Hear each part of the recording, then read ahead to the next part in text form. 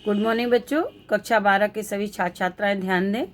मैं आपकी विषय अध्यापिका श्रीमती मंजू गुप्ता आपको आपकी हिंदी पुस्तक के काव्य खंड को पढ़ा रही थी, जिसका पहला पाठ पवन दूत का, जिसके कवि हैं, जिसके रचयिता हैं अयोध्या सिंह उपाध्याय हरिऔध।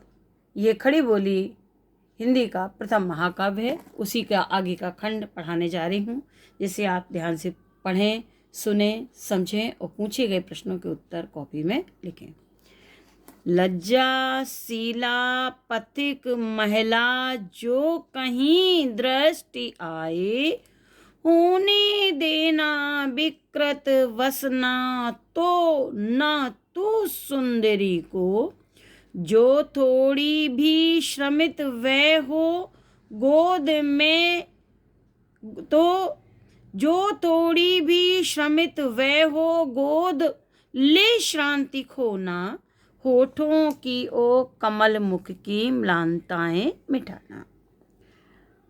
बच्चों, राधिका जी पवन दूतिका के माध्यम से अपना संदेश भगवान श्री कृष्ण के पास भेजती हैं, और वह केवल अपने ही दुख का ध्यान नहीं देती, अपने दुख में भी उन्हें अन्य दुख के लोगों के दुख की भी चिंता रहती है।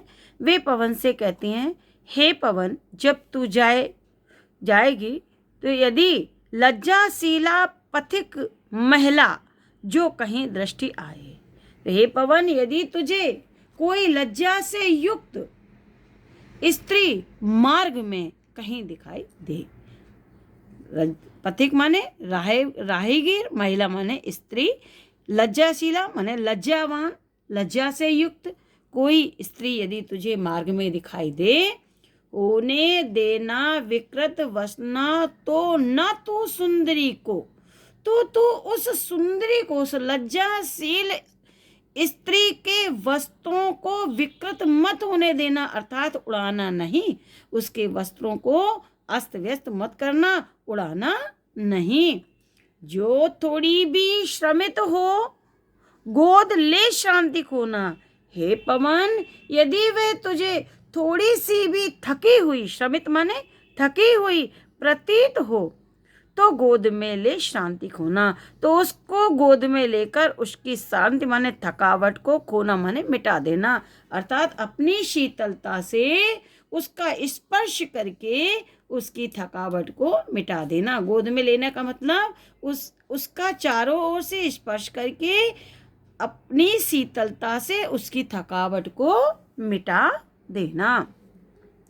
होठों की ओ कमल मुख की म्लानताएं मिटाना।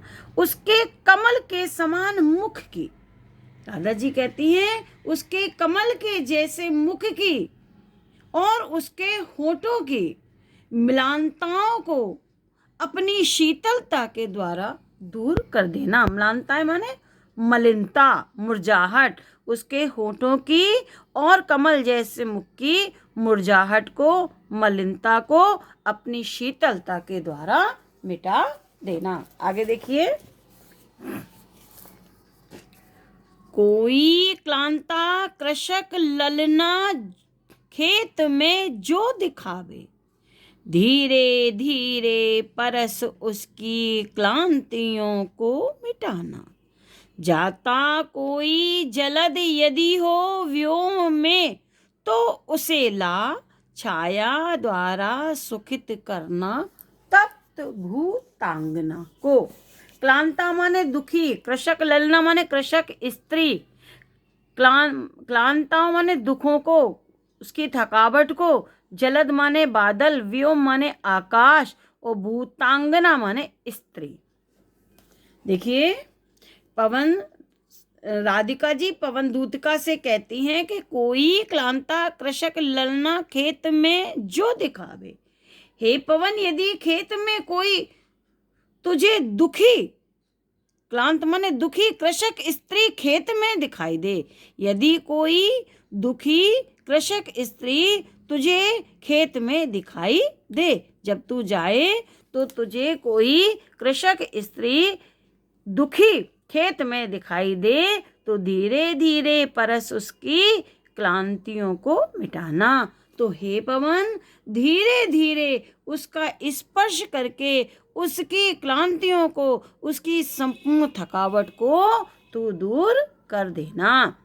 जाता कोई जलद यदि हो व्योम में तो उसे ला। हे पवन, यदि मार्ग में तुझे आकाश में कोई मेघखंड जाता हुआ दिखाई दे, जाता कोई जलद यदि हो, हे पवन, यदि मार्ग में तुझे व्योम में, आकाश में कोई मेघ का खंड, बादल का टुकड़ा जाता हुआ दिखाई दे, तो उसे ला करके छाया द्वारा सुखित करना तप्त भूतांगना को। तो उसकी छाया से, उस धूप से तपी हुई स्त्री को उसकी शीतलता से, उसकी छाया से सुखी बना देना। फिर से देखें क्योंकि अंडरलाइन है। कैसे लिखेंगे, कैसे कि राधिका जी पवन से कहती हैं, हे पवन, कोई खेत में यदि थकी हुई किसान स्त्री दिखाई दे, तो हे पवन, धीरे धीरे स्पर्श करके अपनी शीतलता से उसकी थकावट को मिटा देना। और आगे कहती हैं, हे पवन, आकाश में यदि कोई बादलों का टुकड़ा, मेघखंड, बादलों का टुकड़ा जाता हुआ दिखाई दे, तो उसी को ही ला करके उस धूप से तपी हुई स्त्री को उसकी शीतलता से उसकी छाया, उसके ऊपर छाया कर देना। मेघखंड को लाकर उस पर छाया कर देना, जिससे उस धूप से तपी हुई स्त्री को सुख प्रदान हो जाए। उसकी शीतलता से उस दुखी स्त्री को, उस धूप के द्वारा दुखी स्त्री को शीतलता प्राप्त हो जाए। उस बादल की छाया से उस स्त्री को शीतलता प्राप्त हो जाए। बच्चों, अब कुछ क्वेश्चन आंसर हैं जिसको आपको अपनी कॉपी में लिखना, वो इस प्रकार है।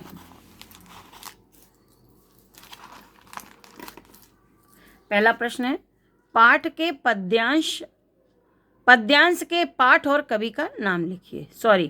पद्यांश के पाठ और कवि का नाम लिखिए। दूसरा प्रश्न है, रेखांकित अंश की व्याख्या कीजिए। तीसरा प्रश्न है, राधिका किसके वियोग में दुखी है? पहले इस प्रश्न का उत्तर दे देंगे कि राधिका कृष्ण के वियोग में दुखी है। दूसरा प्रश्न हुआ, अपने दुख में भी उन्हें अन्य किसकी चिंता है? लिखेंगे, राधिका जी को अपने दुख में भी मार्ग में मिलने वाली लज्जाशील स्त्री जो खेत में कार्य कर रही है उसकी चिंता है। चौथा प्रश्न देखिए, किसी लज्जाशील स्त्री के संबंध में राधिका जी पवन से क्या कहती हैं?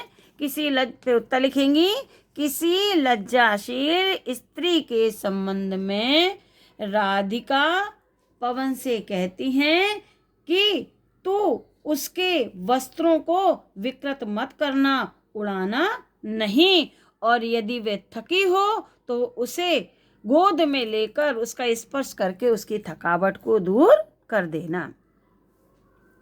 अगला प्रश्न देखें, राधिका पवन से कृषक स्त्री पर क्या उपकार करने के लिए कहती हैं?